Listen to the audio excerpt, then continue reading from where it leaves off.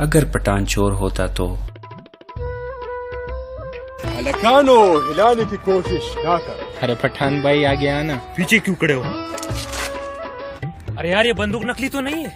हाँ ये बंदूक तो नहीं, पिशावर से लाई वो उसकी है। ये नकली है, ये चलती भी नहीं है। क्यों नहीं चलती? चल तू चला के दिखा। देख चल जाएगी, चला के दिखा। चल बताता हूँ चलती है। हाँ चला के दिखा। पंजाबी के साथ मदद।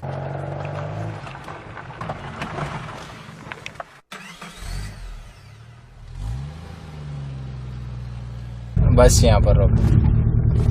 खान साहब तुम्हारी गाड़ी की सीट बहुत सख्त है यार। खान दा पंजाबियान कसल कालम पोगो गर्जे ब्या बदर थम वाई तशरीफ की दराता दर्द को।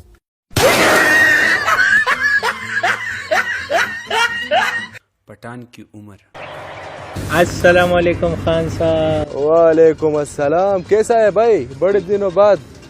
खान साहब वैसे तुम्हारी उम्र क्या होगी? मेरी उम्र 25 साल। माशाल्लाह से फिर तो बहुत जवान हो।